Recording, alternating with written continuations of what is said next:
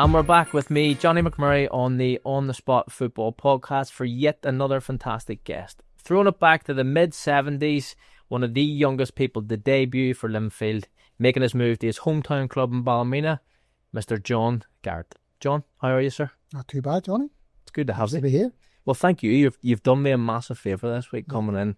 Very late notice, which is to be unexpected, but honestly, thank you so much. No problem. Such a privilege to have you here. One of the most decorated people that we have on. 16, making your debut, Linfield. What was that like? It was I made my debut because a Linfield hero, Eric Boyer, broke his leg. Okay, and I was sub. Right, okay. I come on in the left wing. I remember having one shot where I hit the post. We're playing the Stowley. And the next match I played was against Crusaders, Seaview in the County Antrim Shield. And I was playing the right wing. I was up against a fella, the older people remember, Jeff Gorman. Okay. And Jeff was always known as a hard player. Okay. So it is. So I remember the first minute, tackle. But I tackled him, put him up in the air. Right, okay. I remember he jumped up and he looked at me and he says, "See you wee whippersnapper, I'm meant to be doing that to you." So from a very early stage I learned you have to look after yourself because nobody else is going to do it. Well, I've done a wee bit of research and I've had a couple of conversations in the last few days with people around who is John Garett, what sort of player was he and how did he evolve throughout his career. And I know you've touched on there that other people were quite hard-hitting players and midfielders and stuff. Not only were you versatile, but you were quite like that yourself. Well, I always thought it was hard but fair. I was never sent off. In my Linfield career, I was never sent off once. Right. Never suspended. Okay. I can't say now the same now if I'm being honest with you, but those things are happening. But that's a good... So in those days, the game was, if somebody tackled you, you didn't lie down and roll about. Yes. You tried to hide it and got up, jumped up and all. So that was just the era I played in. This. Show no pain, that sort of... You exactly. didn't want somebody thinking that they got one over on you. Whereas now, if you blowing somebody now, they lie down and roll about as if they were hit by a bulldozer. It's a bit different. But listen, as I said, we've just jumped in there. I want to thank you for coming on. But what I want to do is I want to take it right back. So, John, the way the podcast runs is I like to know about your early years. So, you're a Ballymena man, grew up in Ballymena. How did you end up at Linfield? Well, I say from about the age of 6 or 7, me and my mates used to go down Suffolk Street there to the side of the Showgrounds and climb over the fence. Okay. And two of the committee members, two Kens, Ken Hood and Ken Barr. Okay. And they would always be chasing us, but they never caught us.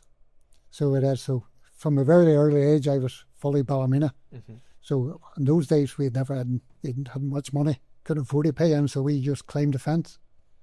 Kids being kids at that age, yes, John. And then I went from one extreme to the other when I was about 10. I used to do a lot of wee messages, Galler potatoes and messages for neighbours, and I bought myself a season ticket for Ballymena. Right, okay. Of Davy Holden, who was the chairman of Ballymena. Right. He had his shop up from my house. So then I'd be following Ballymena all the time. And then I played youth football around Ballymena under Alec McKee most of the time. Yep. Who we'll figure later on as well. And Ballymena signed every player in the team except me. Right, okay. Interesting that. So it is. How did that feel for you at that age? And I take it you're all friends with everyone. I remember being about 14 and lying in bed crying, thinking, what's wrong with me? Yeah. Signed everybody else. And in those days, I was a midfield player. I was always either top goal scorer or second. Right. And yet, Ballymena didn't. Signed every player in that team, and most of them went on and played in the first team. Okay. So there's Ronnie Sands, Joe McCall, Davy Kenny, big fella Jim McConnell, big centre forward. Ronnie Sands, the keeper. Who else was there? Samuel Alexander. Nearly everyone on that team signed for Ballymena, and most of them made first team appearances. Maybe not too many, but Stephen Cathcart. So it was hard, but they done me the biggest favour they could ever do. Well, it turned out in your favour at some stage, but to be a Ballymena man, a kid at that age wanting to play for Ballymena, ultimately your best goal is, I've been a fan, I want to be here, I want to be at the showgrounds in front of everyone. To have that sort of taken away from at a young age, it's a massive sort of... It was hard, but life wasn't easy, you just got on with it. So why Linfield? I was selected for the schoolboy international team. I became friendly with wee fella Jackie Smith. He was signed for Linfield. He recommended me at Linfield. So I ended up signing for Linfield. So I remember the Sunday, it was a Sunday, believe it or not, the chief scout and his assistant came down to my house. Right. And I wasn't in the house at the time. I lived just around the corner from the Showgrounds. And the playing fields is the rectory. And I was up in the fields and I come down and it was about 100 yards from my house and I seen these two boys in long black coats at my front door. And I thought, what have I done? What have I done there? The black coats. So I thought it has to be the police or something. So yeah. I turned and went back up in the field again. Oh, and the field is on a slope. And at the top there's a lot of trees. So then I went up there and my mates were up there and I was standing at the top of the hill and I could see one of the boys with the coats coming round. My parents had obviously told them they'll find me in the field. So I hid behind one of the big trees and I said to the boys, find out what he wants. So they come up and there was a wee fella, Jerry Burrell, and Jerry was very aged at the time. By the time he got to the top of the hill, he was out of breath now. And one of my mates says, I'm looking for John Garrett. Do you know where to find him? And my mate says, well, what do you want him for? And he says, we want to sign him for Linfield. So I jumped out behind the tree and says, I'm here. Had your own pace all here, ready to go. So we down and ended up signed for Linfield. And I travelled up. It was a 8-hour day. Okay. Because nobody in our family had a car. So I used to walk out the train station, get the train to Belfast, to York Street, get a bus to the city centre, get another bus to the top of the Donegal Road, walk down to Linfield or Windsor Park, and then back again. So I'd left the house about 4 o'clock in the afternoon and be back about 11 o'clock at night, half 11 at night. That's mental. Kids wouldn't do that nowadays. Well, you wouldn't be allowed to. No, you wouldn't be allowed to, yeah. No, parents would be 14. No chance, absolutely no way. And another fella, lots of people in Ballymena know he just died there recently, Arthur McLean, was along with Alec McKay in the youth teams I played in. Arthur used to be, I'd come off the train lots of times, Arthur would be waiting on me when I left home. Brilliant. So it was. It's a different world nowadays, as you touched on there. It's very different, actually. 14 going about then and did they worried about Parents are waving you off. You know, mum and dad are standing there, right? I'll see you at 11, no problem. Get the bus, you'll be alright. Times have changed. Times have changed massively. Maybe not for the best, but they've changed. No, well, definitely not. But I feel like it's probably a big character building exercise for you to. It's a lot of freedom too, just to go get the buses, start to figure things out. You're a Ballymena man up in Belfast, as you know, like as we call them down here, the McCoys. Right. Quite good at jumping on you, and also every time I open my mouth, it would be talking about myself. Like any football dressing rooms can be hard places. It took a while to sort of establish myself, but I suppose the best place to do that's do your talkings on the pitch. So you're sort of 14, maybe 15 at this age. You're at Linfield for a very short period of time before you end up making your debut, as we touched on there at 16. But Roy Coyle's first year or two wasn't very successful. Okay. So he was, as if it happens when you're not successful, come the end of the season, they throw a lot of the young boys in. Mm-hmm. So I played the 3 games before the 1976 Cup final where Linfield lost to Carrick Rangers. Okay. That was the 3 games I played that season, 75, 76. And as I said, I made my debut because Eric Boyer broke his leg. And then I played against Crusaders. And then my third match was against Ballymena in the second round of the county championship. And I remember the club game where I always stood as a young fella. The boys gave me a lot of stick. Even my own mates remember saying that. Because I was playing for Linfield. Playing against wee Salmon Macaulay that night. I was the right wing again. Right, okay. So that was only 3 games I played that season.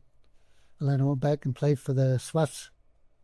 The day of the Irish Cup final, I played the 3 games before it. I won the Linfield Swifts, the reserve team were playing that morning at Seaview. I was only sub for the reserves. Right, okay. Because Linfield Swifts at that time were winning, they won the B division. Yeah. When it was Dundela, everybody together. Yeah. And they had a good team. So I was only, shows you, I went from 3 games in the first team to sub for the reserves in the space of a couple of weeks. What was that like coming back to Ballymena after everything that you've been through there in like a short period of maybe a year and a half, and you get to play at the Showgrounds for Linfield. I loved it. Did you? See, when people call me names, no, I don't know. I use that as that as my motivation. 100%. So there's no sense in crying about things. You just go on with it. No. So, but then again, at this stage, would the boys in the youth team that you would have been with at Ballymena had made the first team at Ballymena? Yes, some of them been playing against you? Yes. Right, okay. So it is. And then plus the fact, because I had no transport, Roy Coyle let me train in Ballymena on the Tuesday night. Okay. And only got me Linfield on the Thursday. So when I would be training along with all I didn't train with Ballymena's first team, I trained with the reserve team, because that was most of the boys I played football with.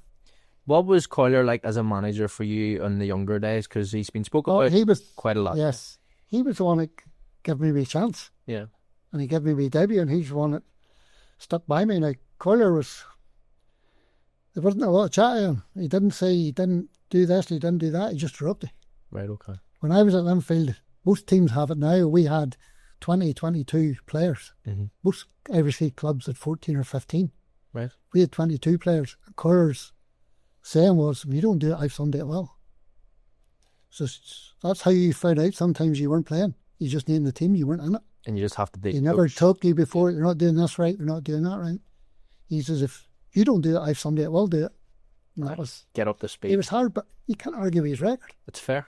Fair enough. Do you know what I mean? I've had more conversations with him since he's left right, okay. than I had the whole 10 years at Linfield. Yeah, I get that. Because he didn't talk to you, that was the way he managed. But you can't argue with his record. Do you feel like that worked for you at the time, that motivational factor of, if I don't perform that much? When I went to Ballymena under Ali McKee, Alec was a total opposite. Okay. Well, as well as I was Alec's assistant, and we had a great relationship since I was 12. But Alec was totally different. Alec would have talked to you and asked you things, and things where Coyle just didn't. Just the type of manager he was.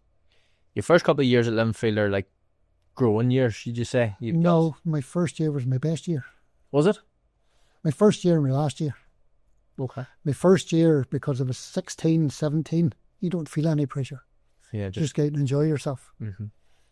And I played my best football then, and probably my last year, I knew I was leaving 6 or 7 months before the end of the season.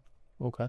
I was told by, maybe I shouldn't be telling us, a Linfield director, he was friendly with me, told me I was going. Okay.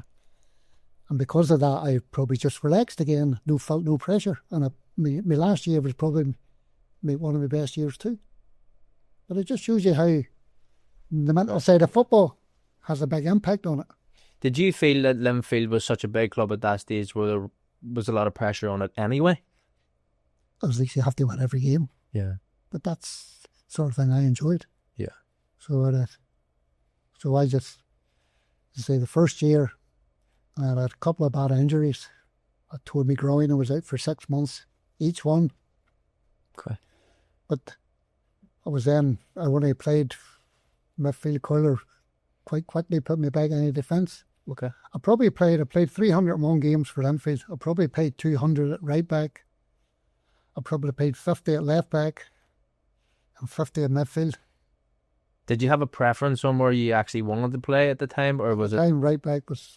That was you comfortable? But funny enough, Alan Campbell was manager of Ballymena at the time. Okay. And Alan tried quite a lot of times to get me to go to Ballymena. Mm-hmm. And I told him there's no way I'm leaving Linfield till they get rid of me. Right, okay. So the time they get rid of me, Alan was gone. Mm-hmm. But Alan wanted me to come to Ballymena to play sweeper. Right. And I says, Alan, I've never played that in my life. He says, you did for the Youth Internationals. I says, I was meant to be centre half. Right, okay. The head of the ball was never one of my strong points. Okay. So I just sort of sweep behind whoever I was with. Let them. So it is. And he says, I watched you playing for the Youth International team. He says, you do a great job for me. I said, but I want to play fullback because I like to go forward. Yeah. And I says, but I want you to go forward. He talked about, what do you call it, was it Ray McGuigan he had at Glenavon before he came to Ballymena. And he says, Ray scores 8 goals for me last season from playing sweeper. Right, okay. He says, I want you to do the same thing. Alan Campbell was a great man manager. Okay. The total opposite, a Coyle. Did you prefer that style of management? Yes. The arm around the shoulder, comfortable, confident. Well, it could be hard. Alan could be hard. was a good manager. But Coyle never put an arm around your shoulder. He just dropped you. You win your first double at 18. Talk to me about winning your first sort of adult trophy of your career. We beat Ballymena in the final. Okay. Perfect. I was playing in midfield in that game. I also scored. Okay. So that against Tommy Sloan, John Sloan was playing, Simon McCauley, Kenny Spence, quite a lot of Ballymena players in the team that year too. So I remember the week before I took some stick. As you would. The work colleagues around the town. Absolutely. And after scoring, and I was never one for. I only scored 20 odd goals in my career. But I wasn't one for celebrating. I run the whole way right around the fence. I was over by all the Ballymena fans. And I thought, I will teach you for get me own back. Get me own back. Fantastic. It was only when I read somebody says to me, I think you're the youngest player ever do the double. I would say that it's probably taken more now because Linfield's done more doubles enough to be somebody younger than me. But at that time, I was supposedly the youngest player to do it. Amazing. It is. And then I think, following 1980, I think they won 4 trophies. There only was 5. Okay. And the County Honour Shield was the last one. We called it, at Linfield, we called it the Bad Lad. Right, okay. Although you've won it yourself, huh? Yeah. It's some weight of a trophy. Some weight, yeah. And we called it the Ben Lad because it was always last played for. Yeah. And we had won the 4 of them. We played Crusaders at Windsor in the first round. And they beat us 3-0. And we got slow hand clapped off the pitch. Right. After winning 4 trophies out of 5. So that's what it's like to play for Linfield. Yeah, that's kind of sums it up quite well there, isn't it? 5 out of 5 or nothing. No, you know what I mean? They were in for the Grand Slam, which hadn't been done for a while. Yeah. Davy done it a few years ago. And I remember getting slow hand clapped off the pitch. And I said to myself walking off, I thought, that's what happens, you play for Linfield. You're 18 at this stage. You've just done your first double. You've been introduced to the Northern Ireland setup. You're a youth boy international. You're under 19s, under 21s. What's that like for you? Are you feeling like I'm on top of the world here in terms of playing football? I'm confident. I'm ready to go. One of the proudest moments of my life was captain in the under 18 team, the youth team. Okay. So I was. We only played a bit. We usually played about 4 games a season, but we had a trip to Iran. Right. Okay. The Shah of Iran was still in power before the Ayatollah. Ayatollah took over 6 months after we were there. Okay. So we were invited to this tournament in Iran. And all I remember is it's just armed guards everywhere. Mm-hmm. I didn't feel that's the way it was at home. Mm-hmm. I remember the same Jackie Smith I mentioned who got me signed for Linfield was in the youth international team as well. And we were all in our room. And I think it was my room. My room was just above the front door where 2 armed guards were standing all the time. So we Jackie being him thought he would be funny. He peed over the top of them. Okay. The next thing we hear is the door coming in. The guns on the door. And this boy screaming and all. And we all hid under the bed. I remember I was in behind the shower curtain, and one of the boys says to me, "You better go and answer that door." And I said, I'm not going to answer the door. He says, "You're the captain." I opened the door and the boy stuck the gun to about 2 inches from my nose. And it seemed like 10 minutes and probably only 30 seconds, but he wabba, wabba, wabba, and his finger on the trigger. And finally, I said, I'm sorry. And finally, he just went away. That was a scary time. We were there in February. And it's being captain again, one of the boys says to me, in the hotel at his swimming pool, but it was full of leaves. Okay. So you couldn't really get into it. And one of the boys says to me, you have to go and see the manager, get the pool cleaned out.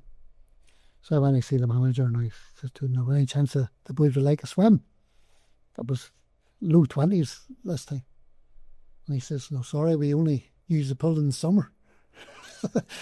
We were coming from Northern Ireland and all that kind. We couldn't get out of the pool because they didn't clean it out because it wasn't summertime. No, fair enough. So it is. But there are some good trips.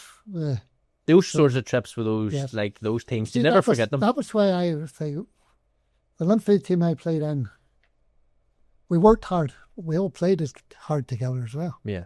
And there was more bonds made, I reckon, And the trips we were on, and there was training Tuesday, Thursday, playing Saturday. No, absolutely. So it is. Because there was more time to be together and you got to know each other a lot better. And we still have a Linfield WhatsApp group. There's about 20 of us in it. Brilliant.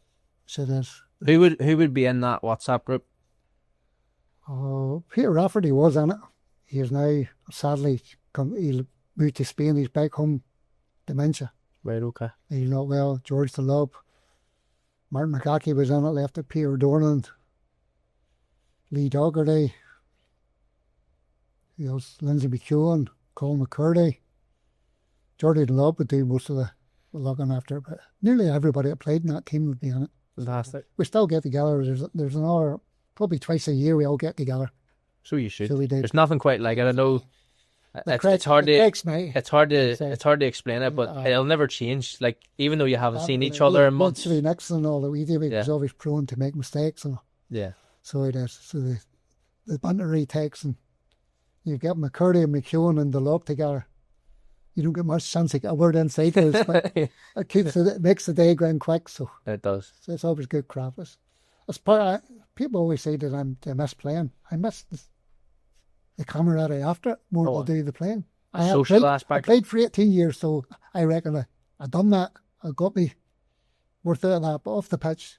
So I still enjoy when we get together. Right, because it's like you've never been away. Right. That's good. So it's fantastic, that fun. one. Talk to me about being at Linfield.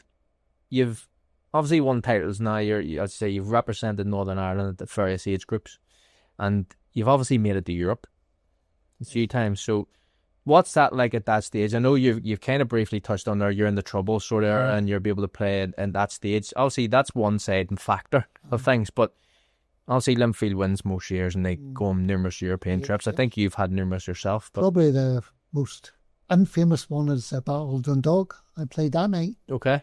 I've never seen so many stones and broken balls and a football pitch, and we still played on. Yeah. The referee was told by the police, apparently, we can't cancel this match. We're going to be a riot. We have to play this match. But we just played on. Yeah. But I remember looking down thinking, somebody's going to get hurt. Yeah, yeah. So I remember it wasn't a game, but it would remind me.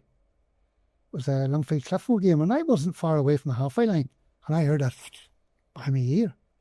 I thought, what was that? And I looked up, line just at the halfway line was a golf ball. Okay. If it had hit me, it would have killed me. You just got up and go on with it. So at that stage, do you think that that's just normal? That was just part of the time, isn't it? It was there. That was the times we were playing, and you just go on with it. So it is. When we played Shamrock Rovers, that was as well. I always remember European games. I was always thinking, "Here they come again" was the famous old saying we had. Right. Okay. No, effing here they come again, because it was always just 10 or 11 men defending. So I remember playing probably. They only beat us 2-0 because George the Lob and goals probably. They had the bar, I think, in the post about 6 times, and George the Lob made about 10 wonder saves, and they only beat us 2-0. Right, okay. But that is the worst time. I remember they were so quick and so fast. Yeah. So they were. And then we played Benfica. Okay. In the Stadium of Light. Right, okay. There were 60,000 at it, the biggest crowd ever played under. I held 90. And it seemed empty. Right, okay, yeah. So there's just a lot of space. You're going, it wasn't no way. The noise they usually have at their games, they told us, because we were, in those days, there was no seats. We played, Benfica's probably the biggest team we played. And it was all just standing there at that And Eusebio was still there. I remember the dressing room was massive compared to Irish League dressing rooms were half the size of this room. Yeah. And this dressing room was massive. And it was away down under the ground. You had to go up. Took you about 2 minutes to walk up the steps to get to the ground.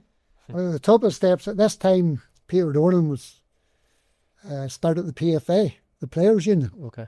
And Peter was a solicitor. He took on IFA on his own. Okay. Say that, and Peter started all the PFA, and we were all brothers in the PFA, and all the kicking up with the chat and all. I remember we come up the tunnel. Eusebio was standing at the top of the tunnel, the top of the steps. And I remember Peter walks over. Does that and puts the hand out, says, "What about you, brother?"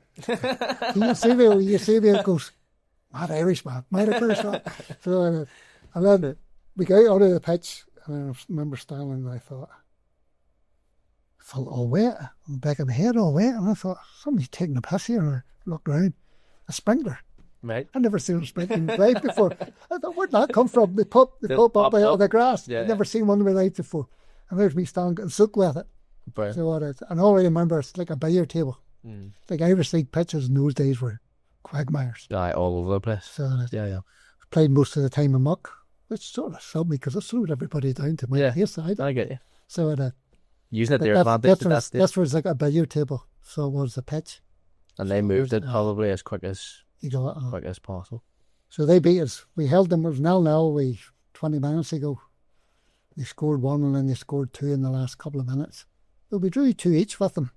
I think we either drew 2 each and they beat us 3-2 at Windsor. So Europe trips were always great. They were great for people binding with each other and all that. Absolutely. So it is. But we were always on a hiding to nothing. Like we always accept that you only go to play 2 games every season. Nowadays, you know, you're getting stages multiple of that long game. now. I know. Especially if I you played get there, 14 games in Europe. So the ticket, that's over 7 seasons we played. Amazing. So it is. Benfica is such a huge team too. At that stage to be going, we're going away here. They were one of the top teams. Like, and that's the thing too. Even though people get into Europe at the minute, the categories, the way you're seated, you're never getting a team like that. So doing that at that stage, those days you have to get through to your quarter-final or something to make a team like that. So it's not going to happen. And you think about the players that you've just mentioned there, like Eusebio's one of the biggest names in world football. Must have been phenomenal. You're probably just sitting watching at that stage, going, "This is phenomenal." Getting to watch. He wasn't playing. He was just there. He was just there. He was a sort of ambassador for the club at that time or something. It was after his time. That would have been probably we played Benfica 78, 79 or something like that. Eusebio, I think, had finished. And he was just an ambassador. Class. I was just saying at that time, he was the second best player in the world to me. Pele was number 1. Okay. And Eusebio was 2, and George Best would have been up in there as well. So they would have. Do you think that would be the order you would stick to? Well, at that time, I had Best at 2 above Eusebio. But okay. Well, speaking of George Best, yes, you would have played with him 2 or 3 times, and I played against him 2 or 3 times. What was that like? Was George as good as? Well, George, he was made out to be. Well, on the pitch when I was playing, he was probably in his 30s. Okay. So he still had all the time. I think he's one of his last games I played against him. I was up against George. I was right back, and George was playing for I can't remember the American team he played for. They were playing them at Windsor, and we were all up after the game, and one of the reporters came over and says to me, "I've just had a good interview with George there." And I says, I asked him what he thought of the game, and he says, "The big fella marking me wasn't too bad." Brilliant. So I'll take that as a compliment for George. Absolutely. A few years later, when George died, I went up to the City Hall, Belfast, signed the book and condolences. And you sign your name, you really write a wee sentence below it. So I wrote down, "You weren't so bad yourself." Brilliant. So it is. Touching. But the story of George Best was Peter Dornan's Testimonial. One of the other games he played in. George arrived 5 minutes before kickoff. Yeah, great. He walked in and says, "Hello, boys." They changed. His warm-up was, all right, everybody's warming up. George never moved. Just sat there, and he got out and then went out and played. But we found out after the game, his fee for the testimonial was, well, I'd been telling the story for years with £1,000. Peter Dornan told me it was only 750. Okay. So George got his money on cash, but didn't we tell anybody? We brown envelope. His father was standing at the door of the book room. Okay. And Windsor, don't know if you remember, that time was just a wee long narrow tunnel. You had to go sideways to go by somebody in it. That went for the full length of the pitch. George went down the envelope with his fee in it, give it his father, says, "Hey, that's for you, Dad." Brilliant. Stories like that, people never publicised, but that was George Best. And that's the thing too, you think for somebody who was so world renowned as the playboy of football type thing. Well, we were all in the bath after. One of the boys says to him, when we gave you next, I said, "George, tell us about Mr. World, you know." Give us the good stuff. Story. You know that George, you probably heard that story of George Best. He was I think he had one of his benches and he wasn't playing, but he had one of the, it was like the Miss World, I can't remember what he had 2 or 3 of them, I think, but one of the Miss Worlds, and he was lying in bed with her. He just won 37,000, I think he says, at the casino, which was big money then. Oh, wow, I'm sure it is. And he had ordered up big money now. He ordered up a bottle of champagne from the reception, and the wee porter brings up the champagne, just happening from Belfast. Right, okay. And he opens the door, and George is lying there, Miss World, and the 2 of them, they get in the bed, and all the money scattered over the bed. And the porter set down the bottle of champagne and says to George, "Mr. Best, do you mind if I ask you a question?" George says, "All right, go ahead." He says, "Where did it all go wrong?" He's lying there with this world, all this money. Where did it all go wrong? But he was a gentleman. Yeah, I'm sure he was. I'm sure he was. Very shy, very shy. Well, that's the thing too. Like, say why he had to drink. Yeah, probably help with the confidence side of things then. The match, I was alone, invited with the team. I remember 2 things: shaking hands with Pat Jennings, and I thought, where did my hand go? Do you know, weirdly, as you touch on this, I done a tour of Windsor quite recently with a lot of adults with learning difficulties, and there's a thing in there with Pat Jennings' hand. You can put it in. It's massive. I was like, and I must have wee girl hands or something, because I was like, what? Pat and George always roomed together, because they're both really shy. So mad. Enough, the 2 probably are star players, always, but they were shy.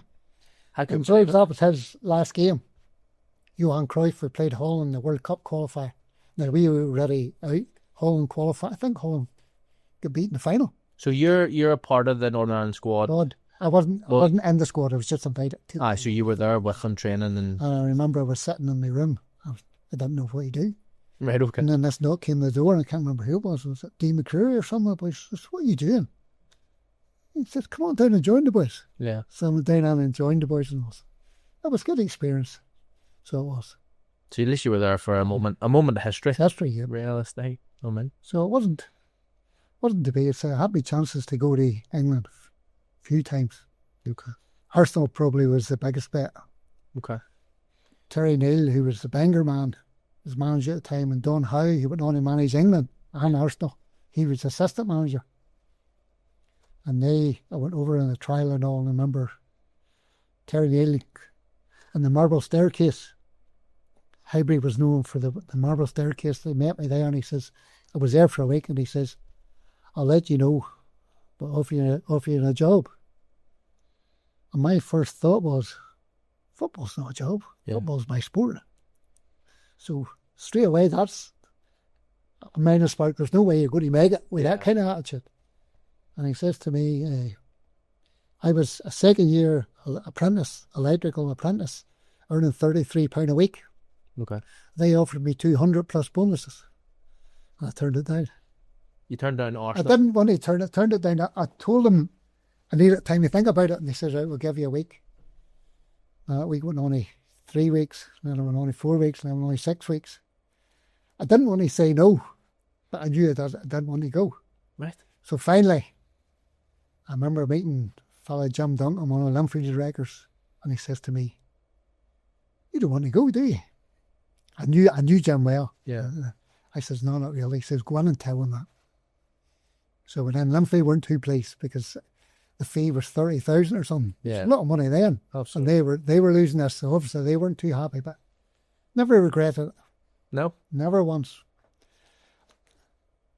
I didn't think the number, most important, I couldn't say, and more importantly, I didn't think it was good enough. Right. So it was. So they thought it was good enough, but I didn't. So I've never regretted it, never once. Do you think, though, if you had made that step across, one, obviously I'm thinking that your career elevates, you probably become a better footballer, but if you did have a problem with your eyesight, as you've just touched on there, do you not think that they might have helped you with it?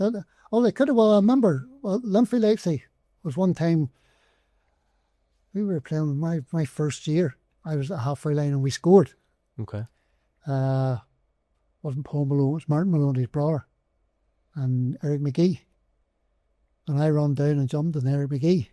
And he says, "What are you doing?" It wasn't me that scored, it was in the halfway line. I could see a jersey, but I couldn't see a face. Yeah. So he obviously told the rest of the boys that story, and I took it on a stick. And of course, said to me, "Can you not see?" And I says, "Not really, no."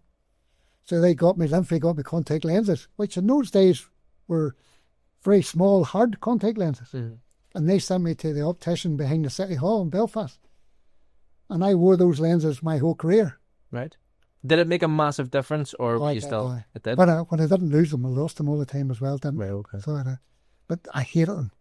The last thing I did was put them in, and the first thing I did after the match was take them out. Yeah. There was one time I actually couldn't get it in. Right, okay. But I missed the kickoff. Coyle gave me a real bollock on there. He says, "Here, make sure you get them things in early," but I couldn't put them in early. It didn't feel comfortable. Yeah. So it wasn't really, it was a hindrance the whole time. Plus the light, you didn't have many matches under floodlights then. Windsor was the only ground that had floodlights in the Oval. But when we had to play, though the sun was shining on me, and I just got blinded. And the lights, floodlights, I couldn't see them at all. So, brilliant. All these things adding up. So I reckon I probably didn't. As I say, I met early in my career, a fellow Billy Smith, scout for QPR. Okay. And he said to me, he says, "I've been watching you, young fella." He says, you look like a good player. He says, "You'd be some player if you could see."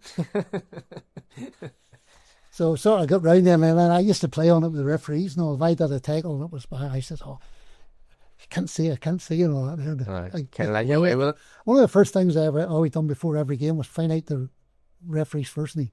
Try and become friends. Yes. So that's if you're tackling boys and some of them's hard and fair and all that, if you're at the wrong side of the referee, you'll get booked. Yeah. If you go up and say, "Oh, Malcolm or Alan, I'm sorry, I didn't mean," and he says, and they would always say to me, "You're going to tell me you can't see," and don't do it again. So yeah, you use everything to your advantage. Curiosity here more than anything, but you've been given the opportunity of a lifetime to sign for Arsenal. You've turned it down, so you've touched on their £200 and something a week plus bonuses. What sort of wages would you have been on at Linfield? At that time, I was on £9. Right, okay. My first wage, my first year was £6. And was there any bonuses? There was a bonus, £2 for a win and £1 for a draw. Most bonuses do you think you were getting for Arsenal at that stage? Was it? Well, I don't know. We probably could have doubled that, 200 probably for your bonuses. So at least you can always stick to your guns and say money was never a factor. Money's never come into my feeling. Money at that stage probably would have come into my mind. I don't like the fact other people were getting paid more than me when we're doing. Well, I would maybe even do a better job than them. But yes. So I'm not saying money didn't come into it, but it didn't affect. Football was more important. Yeah. So it was. And the way I look at it now, I've got loads of medals. They sit and look at it at home. The boys have got all that money. I spent it long ago. How many trophies did you win over your time at Linfield? 23 or 24. Incredible. For what, 8 years? 9 years? 10 years. 10 years. Jesus. So then we were winning. We were never in that team. Were you that far ahead of other teams in the Irish League at that stage? We didn't think so. We always were winning my 10 years there, we won the league 8. Right, okay. And so, Glentoran won the cup most of the time. Okay. The Linfield team I played in, and they've took the Linfield supporters this, and they're amazed at this. We always thought Glentoran were a better team. They were a better footballer team than we were. Okay. I was playing right back. If I would play Peter O'Donnell would play in front of me, he would have won the way most teams play now. Come and get the ball off you. Yeah. If I give the ball to him, Coyle break, get everything up the pitch. Mm-hmm. Get after it, send it long, get after it. Do you know what? It works though, being direct. I think I actually love you watch. I'm a great lover of Pep Guardiola and all that there, but I'm fed up watching tappy football. I agree. There's more passes go along the halfway line than there is go forward. And that's your two centre halves. So it is. Two centre halves play the ball more than any other. I don't watch. I watch some football on TV, but I'd probably be sitting doing my puzzles, my Sudokus when I'm watching it. That's how more it's not entertaining anymore. And they're lying down, and as if somebody, boys taking. Did you ever see anybody taking a throw in 10 yards from where the ball went out? No. There's a new set of rules now for playing in the penalty box. It's rugby rules. You grab everybody. You do that in the halfway line, it's a free kick. Yeah. You do it in the penalty box at corners. Referee stands and looks and plays away. Yeah. They're ruining the game. Plus VAR. So many talking points. It's nice to get the decision right, but it's ruining the game. Sometimes those little moments of God, he's got away with one there, makes a better headline at the weekend. then I don't. that could help a wee team like Wolves on a Saturday scrape up draw. As far as concerned, I don't. Spontaneity is going away, and if you score a goal, you have to stand and wait. Wait, no, exactly. Can't 4 or sell. 5 minutes, the referee goes, if there's no offside, surely they can tell straight away if it's offside or not. Yeah. It take 5 minutes with all this technology. I don't know, football, I suppose the old boys used to say to me, it's not the same game as I played, but it's just, football's not a sport anymore. It's a business. It is. It's money. Even in the Irish League, it's now a business. Whereas to me, it was a sport. We'll As come. I told Terry Neal. We'll come to that, because it's all that sort of side of things really interest me. But you've been at Linfield since you were 16. By the age you're 24, you have a testimonial. Yes. Must be one of the youngest people to ever get a testimonial. Supposedly I'd be told I'm the youngest player ever to get it. And I still think that applies. Especially now, because a few years after I left, I was only 8 years when I was there, so I was 16 and 8 was 24. They put it'll be 10 years because there were so many people. It's the end My time there, okay. People didn't move about. Nearly every year I was at Linfield, somebody had a testimonial. Right. So I was. And what way would that work back then? Would it be very similar to now? Would you have a game, yes, fundraising money? I tried to get a game, but Newcastle were coming over and couldn't get them. Okay. So I think I also, being young, foolish, probably, I end up with less money than anybody got. But it was still a lot of money in those days. Mm-hmm. So it was. And then I also, being 24, I was shy when I was young. Right. And when you were going to supporters clubs, they were giving you a cheque and all. The least you could say was thank you, but I couldn't do it. Right, okay.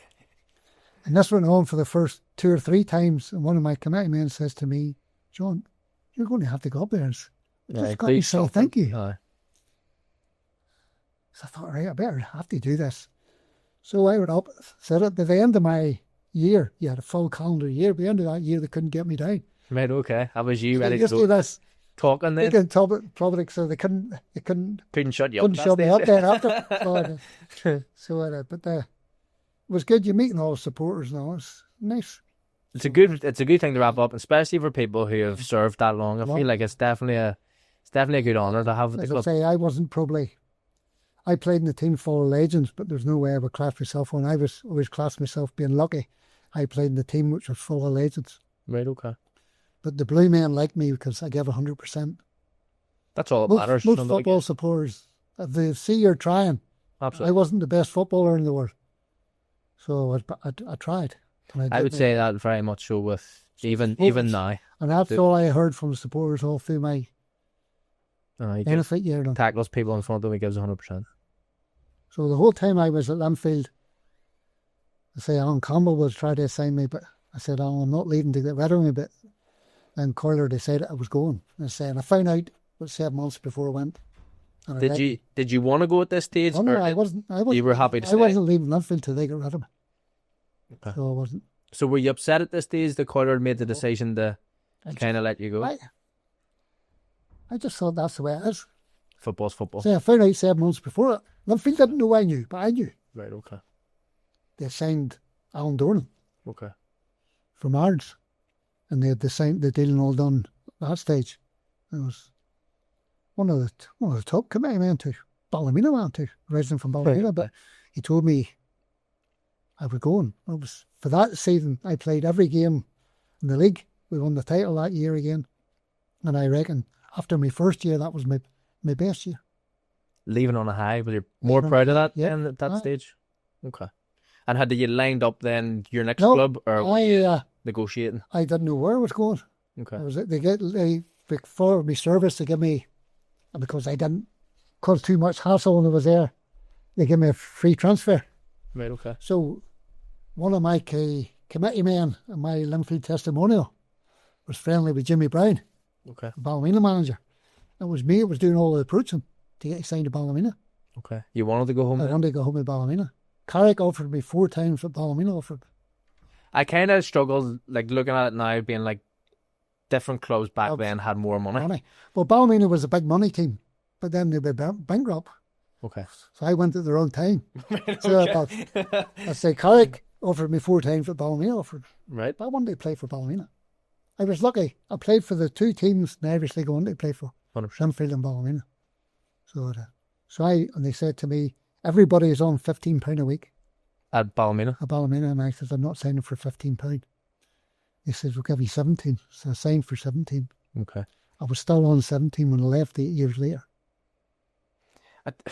I don't know whether that's because you're just a bad negotiator and you should I have... didn't negotiate. I was free. A free agent every year. I could have walked away. I wasn't... So in those days, the players were tied to by Ballymena and they couldn't leave. Right. I could leave every year. Didn't want to go. I was happy where I was. Why would you not sign yourself into a longer term deal then? Well, they couldn't afford it. Okay. They had no money. So did they go bankrupt pretty much as soon as you signed? The bankrupt. So just to rule this out here, you didn't bankrupt No, Ballymena? I didn't know. Probably people in the town probably saying, "Go on, he signed here." For no, they were bankrupt before I got there. So but I signed anyway. Okay. Brilliant. And I was great. I loved it. First couple of under Jimmy Brown. Jimmy probably paid me a compliment. A few years later, I met him at dinner. Okay. And he said to me, Jimmy can be very dour at times. He said to me, you got me the sack. Right, okay. I says, what do you mean? He says, if you hadn't got injured, he says, I wouldn't have got sacked. So I thought, I'll take it as a compliment, Jimmy. And he said, absolutely. You might as well. Oh. Bit of positivity. Yes, I was trying to always do the best of that things, huh? Yeah. So what was it like getting that deal done over the line, getting back in the sky blue strip, something that you've always wanted to do since you were 14? It was a shock. Right. Because in my first seasons at Ballymena, the kit was just set out in the Linfield. Everybody had their kit the way you have now. The kit was just set in there, and all you had in there was the wee bench in the middle of the room, and the gear was set there. And I always put my gear on last. Every pair of socks I wore at Ballymena had a hole in it. Right, okay. Nowadays they're running about with 2 kits. Yeah. All the time. A football kit had to do you 2 seasons there. Mm-hmm. So it is. So that was the thing after I thought Linfield everything was done very professional. But I didn't say things like that didn't bother me. I just got up. You just loved the I idea loved of being playing back. for Ballymena. Yeah. And it worked out well. First couple of I won the every player of the year for the first two months. Right. Then I got hurt. Didn't play again for 2 years. What happened there? At the tackle. I also remember doing a tackle right in front of Jimmy Brown. Crunching Sunday. Fair tackles. Got the ball first. No, here, just firm. Good tackle was you got the ball. A Like great tackle was you got the ball. have to justify it to me, I get you. So that's Jimmy Brown. Great tackle. I remember thinking, feel me knee. Right, okay. I played on that game. Got treatment and they said they couldn't say I'm wrong with it. They didn't know in those days, I know. I played on an hour game and then I was nearly crippled. I went to see, got the x-rays and all that. They said they can't see I'm wrong with it. I knew there was something wrong. I spent 2 years trying to get fit and then I gave up. Even to this day now, do you have an idea of what you think it might have been? I think it was my ACL. Gone completely? Yes. All the symptoms were there because I finally did do it. Because I come back. By this time, Jimmy Brown had been sick. Mm-hmm. Alec McKee took over. Alec had brought me there as his assistant. So I came with Alec, joined in the training, took the training, started to join in. Alec says to me one night after training for 4 or 5 weeks, he says, "You sure you can play?" And I says, "Well, I wouldn't mind giving it a go." So just to clarify here, you've pretty much retired I had yourself. retired, I What kicked the age ball would for you have been? 20? 20. I was 26 when it happened. I was 28 when I started, when I joined Alec as assistant manager. So you've missed from 26, which is pretty much most people's prime, 2 years. Everybody says it's your prime years. It was the 2 years I was out. I trained in that. Alec said to me, "Do you fancy it?" And I says, "Under one condition." I says, "I'm not playing right back." Okay. I says, "My knee will not stick hard tackles." Mm-hmm. I says, "I'll play sweeper." Because my idea of sweeper then, you had a centre half of the sweeper. I don't know, they play twin centre halves, they play all these fancy things. The centre half of the sweeper. And I thought, I play football now with my head, rather than my feet. So I was organising everybody else and getting them what to do. And it worked out well. And funny enough, the night Alex says to me, "You think you can play?" And I says, "Oh, well, if you let me play sweeper." He says, "You play wherever you want as long as you're playing." So he says, "Right, have a game. You can play the reserves on Saturday, see what it's like." Just happened to be against Linfield Swiss. Okay, right. At Midsley Park.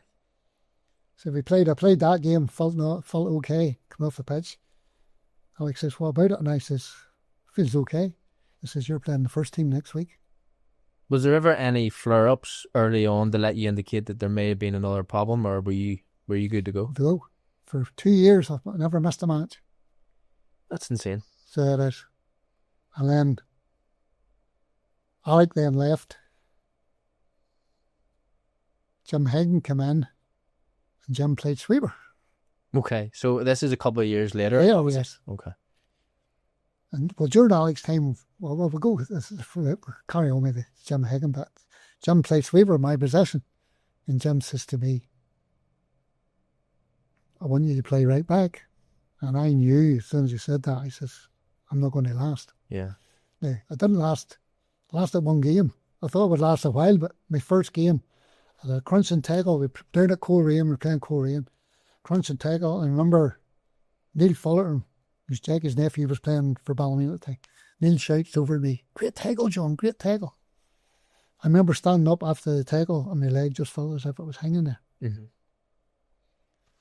And I went back to get, this time they said, "Yes, you've done your ACL." So he repaired it. He done 4 operations on me. Never kicked the ball. I tried to play after it. I played 4 games for Carrick. Ballymena let me go. And I played 4 games for Carrick, but couldn't walk after it. So I had to give up. So the ACLs now, I think they do them through the, they don't. There's all, yours is right up. There and out there. Well, mine's up the inside, and it depends on what way they want to do it, because they can do so many different. So that was me. That was me finished at 30, and also thinking, at that stage, mentally, physically, I felt as good as I ever did. Yeah. I've always kept fit. Mentally, I was as strong as I ever was. So I was at my peak at that time, 30. I was when I had it. But it was just all taken away from me. But I want to go back. I will go back. I want to stay on this, but I want to go back at some stage, just your time at Ballymena, when you just came back. But you're talking there about you've just turned 30. You're physically in the prime of yourself. You're mentally the strongest that you've ever been. But how frustrating must that have been for you? Your body couldn't do what you wanted it to do at that stage, because as you say, most people play until they're 34, 5, 6. Well, I reckon I could have played at that time. Now they're playing until 40. Yeah, at 30 you were on the way out. My day, but I reckon I could play to 35, no problem, because I was physically fit and all, mentally I felt good. So it is, but didn't have. I just accepted it. Did it? At least I knew there was something there. Yeah. But I remember the surgeon. One of the surgeons, he lifted my leg up and he put it up and he says, "You've big strong legs." He says, "Better make sure I don't sew this loose." Aye. He sewed it that tight I can't straighten my leg. He's done the opposite. He's done the opposite there. He's sewed it too tight. Right, okay. And it was so tight now it swells up every so often. Yeah. So it is. But I just live with it. I can still train away. Just can't run anymore. Do you feel like after that operation, things were taken away from you because of the way the outcome of the operation No, the went? way, same looking at the positives again, I looked at it, I had 18 years Irish League football. Mm-hmm. Most people don't get that. No, most people will never start at 16, if I'm being completely honest. So I thought, that's the way I looked at it, rather than be negative about it. Disappointed, but I wasn't never negative about it. Talk to me about your years and your peak at Ballymena. So you come back, you're sweeper. You've got a role in there where you're probably leading. Yeah. You're able to be a sort of like a captain and leader there. I went home to my wife at that time. And at the time I was married, and most of the Saturday nights I was horse. I played with me and everybody telling organising body out there. So it is, and I really enjoyed it. Was that your most enjoyable time coming back over your on the football pitches, except for my first year and last year at Linfield? My years playing. The years I played, for the 4 years I played in Ballymena out of the 8, were really enjoyable. Because, I suppose the way you put it, Linfield, I was a small fish in a big pond. Mm-hmm. At Ballymena, I was a big fish in a small pond. And also, a bankrupt with Alec at the time, who, obviously money didn't bother me at the time. Yeah. I was with somebody I knew all my life, and I knew we had a great relationship together, so I just was loving my football. See, when we talk about the style of management that you've had, obviously you said that you probably responded better to the man management style of things. Do you think that if you had had that at your years at Linfield, looking back, Do you think that would have made you a better, more confident player, or you think that you were able to get... Possibly, yes. Yeah. Some players respond to kicking the backside. Some players need the pat on the back. Sometimes a bit of both. Sometimes at Linfield, you can feel lonely. Yeah. If a curler didn't play, he never spoke to you. He never egged you on, no, you get back in the team and all. We had a great, it wasn't just Roy Coyle, there was Billy Rogers was his assistant, Len Hara, the physio, Davy Tibbs, Andy Kerr. The backroom staff there, been there for years and were brilliant. But Coyle they always spoke to you and talked to you, you know. Right, they were able to delegate the conversations instead of him. Tommy Wright managed Ballymena. Tommy's with, I think, with the youth team now, is he? Tommy's with the 21s, yeah. I was always saying to Tommy, when Tommy came to Linfield, I was at Linfield, and I was saying to Tommy how good Billy Rogers is. You know, you could talk to him and he helped you out and all. Yeah. And one time we were coming from training at Linfield, Midgley, it was down the back and up the lane to the main stadium. Big Tommy pulls me at the side and he says, you're always talking about how good Billy Rogers is. I says, aye, what's wrong? He says, I've just had to hear him talking to Paul Mooney and he's telling me he's going to get your place soon. And I looked at Tommy and I says, what's wrong with that? He says, well, you always said he was a great friend. And I says, Tommy, that's his job. Yeah. Big Tommy even then didn't realise that. He thought he would stab me in the back. That's the way football works. That's the way football goes. He says, Paul Mooney eventually did come in the full-back side. Yeah. Yes, but that's the way things were at Linfield. But Coyle wasn't that type of person, but yeah, don't hold against him. You go back to Ballymena, and obviously one of the things that we can share on is trophies. You've won numerous amounts of trophies at Linfield. Winning trophies at Ballymena. The Irish Cup at Ballymena probably means more to me than any of the rest. Just about to ask that question. Because at Linfield you're expected to win. Ballymena was a bonus. And to win the Irish Cup. So, well, the last time they won the Irish Cup? The last time we won 36 years. Unbelievable. What was that like? Because I know I've been a part of Ballymena twice, and I've won, as you say, the League Cup with them, which doesn't have a kick in the bum off anything to do with the Irish Cup. But the way the town reacted winning the League Cup that night, I always said outside of Linfield and Glentoran, Ballymena had the potential to have the biggest support, third biggest support behind those two teams. I would agree. So it is. And if you've got a winning team, you'll get the crowd out. I agree. So it is. The reason why I agree is we went that close under David. We came second, and Linfield just nudged us out of the way 3 games before the end of the season. But I've never seen Ballymena commentated in that game for TV, and they asked me what was going to happen at half time, and I says, Ballymena for the beat Linfield, they went top of the table a few games ago. Yep. The closest they've ever come, I think, to winning the league. Yep. And I said that Linfield won 1-0. What do you call the Andy Waterworth will score. And in the second half, who scored? Andy broke a lot of hearts that night, if I'm being pretty honest. So it is. And that was the thing. Ballymena, I think, didn't do too well after that. No, so once that game happened, we crumbled. See, that was one thing when I was at Linfield with Coyle. Most years we won the league. The year we didn't win the league, he always came second. And we were only ever 1 point behind Glentoran or Coyle. Glentoran probably was. Kicking the arse off. But all the way around, we always seemed to play the team behind us on Easter Monday. Okay. And we were maybe only one. I remember being Glentoran were only a point or two ahead of them. And if they won, they would level in points, but we beat them. And we ended up winning the league by 5 or 6 points. Only 2 points for a win there. Whereas it was all the way around when Glentoran were ahead of us. Coyle didn't let you stop. Yeah. You went the whole way. We didn't win the league, but they were only a point ahead of us. Yeah. Whereas all the way around, by the time the last 2 games came, we had the League One. I also think that at that stage where we're playing, Linfield are in that position every year. You know what that's like. You've been there. You've won numerous league titles. Ballymena and the team that we had, the majority of the players hadn't won the league. And that experience is crucial. I think that experience that you have of being there, dealing with those games and those scenarios, it's big. I agree with you, yes. Also, we even have one or two players that have won the league. Like, I remember one of the things, Ballymena, I think it was at Linfield we beat just after I started playing for Ballymena. Say Linfield, I wasn't sure if it was Linfield, one of the big teams. I remember the following week we were playing Bangor down at Clandyboy. Jimmy Brown was the manager still at the time. And I remember listening to the boys in the dressing room and thinking, I don't like the sound of this. Yeah. And I remember thinking, don't care, Jimmy didn't like anybody said anything in front of him. I just jumped up and I said, boys, I don't like the way you boys are going about this. This is 5 minutes before we went out. I said, because we won last week, you think it's going to be a dawdle today? Mm-hmm. And they all just sat and looked at me as if it had 2 heads. I went out, I think we drew one each or something, but Bangor were one of the bottom teams at the time. Yeah. We were expected to beat them. Mentality.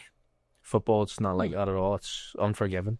I remember reading a book with Daley Thompson, who's a Catholic, and he says, the higher you go in sport, the more mental it becomes. Mm-hmm.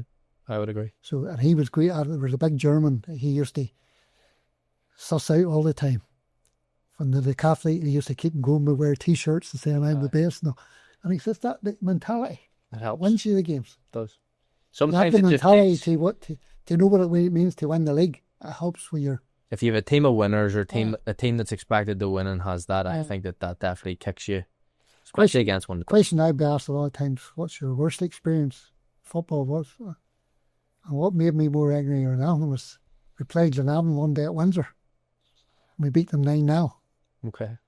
And I was raging that we didn't get a 10. Okay. We hit the post, we hit the bar, we keeper made saves. And somebody says, it's your head cut, you won 9-0. I says, I know, I was 1-10. But who actually wins 10? So that probably that was my attitude to football life, and that's probably why I stayed at Linfield so long under Coyle, because that was his attitude too. Do you think that you had that mentality before you went to Linfield, or do you think that was ingrained into you? I had that mentality since I was that height. Do you? Okay. That will help. That was just me. Yeah. Nobody ever put it into me. It was just, it was just my character. So it was. It's the same as thinking I was getting diddled with the money thing at Ballymena. It never bored me. I was playing for the team I wanted to play for. Yeah. And it was 5 minutes from my house. I probably I don't ever remember we were talking earlier on about local players getting a lot of stick and moving on from Ballymena. I don't remember ever taking any stick from any Ballymena. While I was at Ballymena, took a lot. Plenty was at Linfield. When you were at Linfield? So that to be expected, that's the... One of the things, like, the Linfield team I played in was very dominant. But every time I'd have met any Ballymena supporters, they would have said to me, that was the worst Linfield team I've ever seen. Should have still saying that. They're still saying that. There's somebody in the paper there a few weeks ago and I laughed. I thought, they said it in our day too. Well, that was one of the big talking points, I think, that I had, at the time when Gary Hamilton was on and we spoke about David Healy and the Linfield team. Like, they won the league that far in advance. It was that far in advance that no one's ever done it that quickly. And I think that one of the biggest things was them saying that that's the worst Linfield team that's won the league. But if you're saying that about a team that's won the league that far in advance, what about everybody else is in the leagues? Like, how bad must the league actually be then? And then I used to get, you're just lucky Linfield. And I used to love it. So I said, why are you laughing at it? I says, I love it when you call us lucky. He says, why? I says, because you call us lucky because we won. Yeah. 100%. Wouldn't we call us lucky if we could beat? So I said, keep calling me lucky because I'm happy enough to win every league. It's nothing better than winning on a Saturday. So there's a lot of games we didn't play. Good teams. You've got to win the league. There's plenty of games you're not playing well, but you still win. That wins you the league. Yeah. So it is. Where you're lucky, you need. Any footballer needs a bit of luck. No, I get you. Well, I don't want to get too sidetracked here because we've kind of went off on a wee tangent there, and I was kind of hinting at you talking about winning the Irish Cup, because winning the Irish Cup for Ballymena is obviously one of the biggest things that's happened in Ballymena's history. So, talk me through the day. What happened? The day also, what I remember mostly, Alec McKee was the manager from Ballymena. There was 5 of the team from Ballymena. Okay. There was Michael Smith, John Heron, myself, Stephen Young, and Lindsay Curry. Okay. All played in the first season. We'll get that now. So many people from in, but I remember even before the match, Billy McCready. I don't know if you've heard of Billy. Was I think he was there 50 odd years as a kit man, physio and all that there. Okay. It's the pinnacle of any manager's career to lead his team out in the Irish Cup final day. Alec let Billy McCready take the team out. Amazing. And I think that says all you have to say about Alec McKee. What a gesture. So it's probably the one and only, probably the one and only time to get to do it, but he let Billy do it. So it is. I remember the day, it was a real sunny day. The pitch was terrible.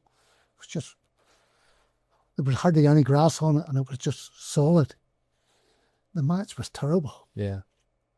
They won 1-0, who cares? Nobody cares. Paul Hardy and a wee flick. They remembered how bad the pitch was and all that there. So. They just remember the name that won it. And I remember all my mates were all big Ballymena men. I remember saying to one of them, I says, if we win the cup, he says, I'll let you get a hold of it. And I remember we were running around with Michael Smith was captain. I remember we were running about and he was run by me and my mates were saying, I called Michael Smith back. I said, right, bring the cup back here. I went up and give it for me, big Derek Russell, big Bean. Brilliant. He loved that day. So he got a hold of the Irish Cup. So it is. The memories that you have. And then we went to the social club, Ballymena Social Club was going at the time, and then thereafter, and it was a great night there. Absolutely. So you shouldn't have been able to buy a drink now for the rest of your life. We've been living down here. Oh, they wouldn't let me in there after. So, no, as I say, football's been really good to me. But I enjoyed after the match as much as a thing you do yourself. You have to. Yeah. If you work hard, you're entitled to play hard. Absolutely. So it is. When you look back overall in your career, what's the defining moment that you would categorize as that's the pinnacle? That's my one memory that I take away from football, and that's it. Probably scoring against Ballymena in the Irish Cup then. Complete opposite. So it is. I really enjoyed that moment. And even just to say I played for Linfield and Ballymena, the two teams I wanted to play for. Was that the Irish Cup final? Irish Cup final. So you, as a Ballymena man, went to Linfield, scored, beat Ballymena for the Irish Cup. But you know what? We have a couple of things in common here because we've both done something similar. I was about to laugh. I was there that one year that you scored for the Cruise, and I thought to myself, we've done that. You know what? We were destined to have this podcast today. It is. It is. That was good. Football can be a cruel sport. Dressing rooms can be cruel places, but you either sink or swim. You have to. I think that's one of the biggest things for kids now too. I think if football's changed drastically, it's probably changed massively from whenever I started to whenever you started as well. But I think the big change. If you didn't play for a school team or maybe your BB team, you were in it, which I wasn't, you had no football. Yeah. Now they've under sixes and under sevens. And they've got green, blue, red. Enjoyed, They've got so many teams now, kids. It's crazy. Now, analysis is good and all. If I was a manager, I would use it. That wouldn't define me. No, definitely not. I'd be the exact same as you, I think. So I think it's all very well and good if it's used correctly. I think if you're injured and you have certain barriers that you need to hit to get people back where they're fit and ready to go, yes, perfect. But if you're going to define somebody on a Saturday by they need to run 10k, I don't think that's right. Barry Ferguson's caretaker manager of Rangers. Mm-hmm. Your man Clement before him had all this analysis, 3 full-time boys analysis. And they left one of the players out because the boys told him he'd run the amount of miles he should run.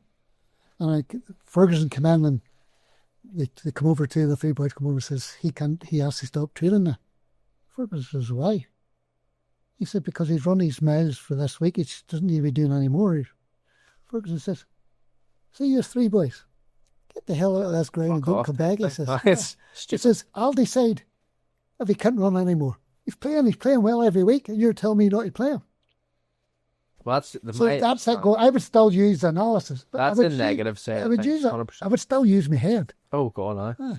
But then again, most people who, and not trying to be disrespectful here to the people who do analysis, by no means, but at the same time, I'm thinking, most people in that you can just do a qualification and go into that because you're interested in football. You mightn't actually have played the game or understand the game at a level or have compassion. I always used to say everybody always says the Linfield team I played them are really fit. I said, if you're 2-0 up, you run all day. Yeah, well, that's it. If you're 2-0 down, you're tired. Yeah, and you have to chase to get it back. back. The mental bit again. Yeah. It's funny how, I suppose it's not just football, it's all life, all sports especially. Mentality. You have to have the right mentality. You're not going to do it. When you make the decision to finally step away completely from football, what's that like for you? I remember I was playing for Carrick reserves and a game up at Antrim. I remember this boy went by me and I stopped and I thought to myself, that boy there shouldn't make him by me. Mm-hmm. And I thought, that's it. Are we triggered? Then that was it. I just said, that's me, I'm finished. Yeah. Were you content with being finished? I wasn't content, but I accepted it. Yeah. So that. Did you do anything else other than that? Did you do your coaching badges? No, I never. Managing? First coaching badges I done when I was 24. I've never done any more after. Okay. But the simple thing again, when you were doing the coaching badges in those days, they brought in all the school kids, and they were we were up in Tranbell, mostly from Belfast, and it was always usually this in the middle of troubles, a lot of wee coggy boys about now. And I remember there was this one wee boy, only about 6 or 7, but he caused havoc. Right, all, okay. all the things and all. And then it was my turn to take their grip. So the wee boy caused havoc, and I just overhit him a big kick in the backside. And I says, that's enough of that. Get you in the line there with everybody else. Now, if I'd done that nowadays, I'd been in court. Probably in jail, The instructors, fair play to them, said to me, I like the way you dealt with this situation. You couldn't do that now. No, definitely not. So it is. Too much red tape around. Yeah.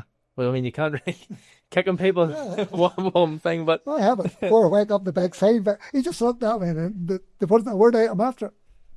Was that your last time that you done That was any sort of coaching? I always intended to get into management. It was always my idea to be a manager.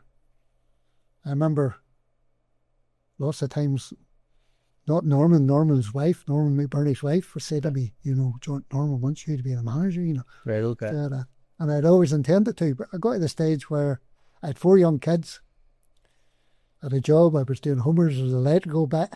Okay. And I thought, football management is part-time, but it's a full-time job. Completely agree. And I thought, if I'm going to do a job, I want you to do it right. Mm-hmm. And I thought, that's not for me. And then I ended up, I went and done a degree, spent nearly 9 years. I left school with no qualifications, 9 years doing OANC, HNC, to got a 5-year degree. Couldn't do that and do football at the same time. What did you study? I studied engineering. Okay. And you've been an engineer ever since? So, yes. Well, until I retired about 7 or 8 years ago. Fully deserved. I didn't retire, I was made redundant. So I did. I worked in Gallagher's there, and that shut down. I just haven't worked since. I just go to the gym every day with a certain other fella. I know, well, you're looking sharp now. As we've said, the phone call came now quite sparingly, and do you know what? It's been fantastic that it did. I'm really glad that it did, actually, because the conversation's been probably one of the best conversations that I've had here. It's very interesting, very intriguing. Oh, probably a lot more. I can't remember. Well, there is. But here, I remember wee Billy Sinclair. He managed lots of teams and played for Linfield and friendly with Alan Fraser and all. Another fellow we're always with. He wrote a book. Right, okay. I remember reading his book and I remember thinking, there were lots of these stories. I said, really right. Yeah, you have so much. You've been back at the Showgrounds a few times. I used to be a regular until COVID. Okay. For COVID, I just never went back and I got out of the way. Right, okay. So it is. I'll still be back now. So with the corporate dinners now. Yeah, I'm not going tomorrow, but going to the one at Christmas and all. But football's just, Irish League football is more enjoyable to watch than English football. At the minute, I would agree. I'm a Liverpool fan. I couldn't necessarily. To be honest, this is probably the first time I've probably been able to sit down and maybe watch football on a Saturday, and I have no interest. The boys diving all over the place and they're running referees, goalkeepers. It's all about cheating. Mm-hmm. Seems to me, in my day, if you pulled somebody's jersey, it was a free kick. Yeah. Didn't matter where you did it or how you did it. Yeah. Nowadays, I heard the Scottish referee saying every pull of a jersey inside the box is not a penalty. Yeah. Why not? The rules of the game says you're not ready to do it. But they say they're applying rugby rules now to inside the penalty box. Same with the handball rule type thing. If it strikes your hand, it's a handball. Oh. But then also depends on if your hand's up or down or where it is. And see, if I was forward and the rule was same as you're saying, they wouldn't shoot for the goals, they shoot for your hand. So it has to be deliberate. Yeah, it does. So it is. But some of the decisions now are just thinking about it. I think VAR has done referees more harm than it has good. I think It just shows how bad they are. there's a lot of criticism on referees at the minute, even in the Irish League, if you've seen the decisions and stuff that have happened recently. But I mean, it's hard to say. You try and defend people as much as possible, and I understand that the job's difficult. I haven't stepped in the shoes of a referee to be able to understand what it's actually like, but when you get those clips back at the end of 5:30, 6 o'clock, and you're able to see what went on. But then that's the same as VAR. You see, you look at every tackle in VAR, you could find a free kick in it. Yeah. No, 100%. There's always something. Something. Even if you go back a wee bit, there's a wee little bit. The referee can see it when he goes to VAR, and it's definitely going to give it. It's a thankless job now being a referee because I agree. the only person who's getting it from both sets of fans is there's somebody who's the referees extremely hated. They like the ones that just spoke back to. Yeah. If you shout at somebody, says, "You're not playing so well yourself." I'm not allowed to do that now, I don't think. No. Well, Ray McCrangle was probably one of the playing at that for us. Most of the boys did that when I was playing. So they did. And you know what? You respected that. You had a wee bit of fun with it. And because when they said that to you, you thought, oh, shit. It's more of a human element to things too as well. Do you know what I mean? You're not a robot, and you can have a wee bit of rapport built up. One of the best players I ever played against, the best player I ever played against was Felix Healy. Okay. I remember Linfield were playing Coyle in the semi-final of the Gold Cup at the Oval. Okay. Jim Platt was in goals for Coyle and he was player manager. And at this stage, Felix, for coming to the end of his career, Felix is the sort of player, you don't tell him where he plays, he just goes out and does what he wants. Yeah. But Jim Platt put him out in the left wing, and I was marking him. But first minute of the match, Platt, big high ball up, I goes up with Felix, so Felix, whack. Just hit me round here, my mouth all swore up, and I remember just looking at him, and I says, "You going to tell me you didn't mean that?" And I just laughed, and I never laughed at him back. I fairly kicked him. Right, okay. After the game. He gets sent off. They had 2 other players sent off for kicking me. The 3 players sent off for kicking me. So they had. And then the worst tackle I got of them all was near the end, right at the dugouts. Their fullback came in with his feet up round my face. Right. Up round my neck. I seen him coming, was able to line. Alan Snoddy was referee, and I thought he was the best. But he didn't like you talking to him. Mm-hmm. Alan was lying, I'm lying on the ground. And Alan come over. And I says, "Alan, that was the worst tackle of the night. What are you going to do about it?" And he looked at his folks and he says, "John, since you're 4-1 up, there's 10 minutes to go. If I send him off, I have to abandon the game." I says, "All right, play on." That's the sort of thing with referees. You could talk to referees. Nowadays, I don't think they wouldn't do this. Well, you would know now. Can you talk to anyone now? You can try to. I think they try and keep it where the captain's the one who delegates and has the conversations. Do you know what I mean? But it's very difficult. Things like they're kind of. It's kind of like they're their own team. And as you talk on referee, the thing with referees were playing. I think it was one of my first Glentoran matches. Linfield Glentoran. I was in midfield. I remember we got a great tackle on Billy Caskey, right in his penalty spot or the centre spot, and he went up in the air as he came down. He just whacked me straight in the jaw. Yeah. Wee Oliver Donnelly was a referee, and I looked over. I could see Oliver come running over. Wee Oliver, he steps, and he looked. He says, "You all right? You all right?" I says, "Oliver, you seen that, didn't you?" He says, "Play on."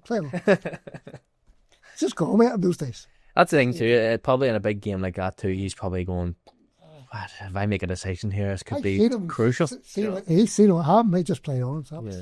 You're going to take criticism of the referee in any game, I think. That's a hard job. You can't please everybody. No, and there's always going to be someone who's losing. To me, VAR just shows up all their inefficiencies. I do too. I think in certain sports it's fantastic for certain sports, but like tennis is good for the line, and I like the thing on the goal line. Rugby as well. Only once I think I remember refs do the VAR was wrong, but they're getting so many things wrong. Like if you watch them slowly, you might find something wrong with it. As you say, I kind of love the whole aspect of being a centre forward when you might have been offside.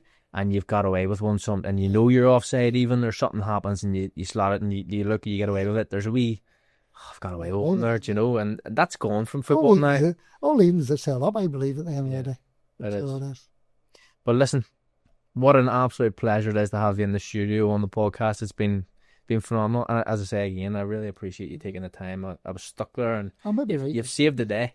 But hopefully you do write a book, and if you do, I'll put the book in the middle of the table and I'll help you with it, no problem. But listen, thank you so much. Just to end off here, we finish on hugs. Okay. All right, John. That sounds great. Just a shake hand. Thank you. A hug's for thank you very much. I tell you, he was one of the best huggers ever was. Big Davey. Big Davey John. Oh, he warps in. See, he's too big. He's too big. He sucks you in. Davey with he's got a big comfy belly too. Bear hug. Big comfy belly up, fella. Thanks for joining us this week on the On the Spot Football Podcast. Join us in the next few weeks for more fantastic guests. See you soon.